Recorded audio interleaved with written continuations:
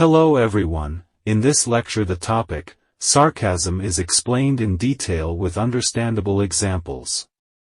But if you are new to my channel then please like and subscribe the channel. It can be defined as: sarcasm is a form of verbal irony where a speaker says something with the intention to convey the opposite meaning, often in a mocking or derisive manner. What does it mean? Simply, it means that when you say something and mean something opposite of it, then it is called sarcasm. There must be a question in your mind that why we say one thing and mean another thing.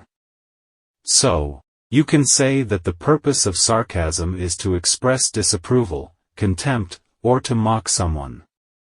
It can also be used to make a joke or to be humorous. However, sarcasm is used in a negative way, as it can be hurtful or offensive. In other words, you can say, sarcasm can be used to express contempt or disdain.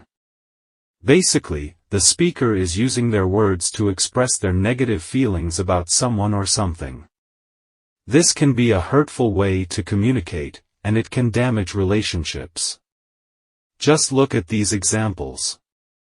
I love how you always plan everything so meticulously. Look at this example, basically, when someone does not have the ability to make effective plans. And you tell him that you love how he always plans everything so meticulously. Basically, you don't mean that you really love the way he plans, but you say this sentence to be sarcastic or to mock him. Basically, your intention is to mock or satirize another person.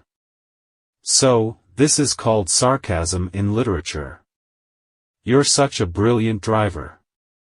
This statement is sarcastic because it is meant to insult the other person's driving ability. The speaker is implying that the other person is a bad driver. But, the speaker is not directly saying that he is a bad driver, but he has said that he is such a brilliant driver. But, he means the opposite of it. So, this is also the example of sarcasm. You're the most patient person I know. This statement is sarcastic because it is meant to mock the other person's lack of patience.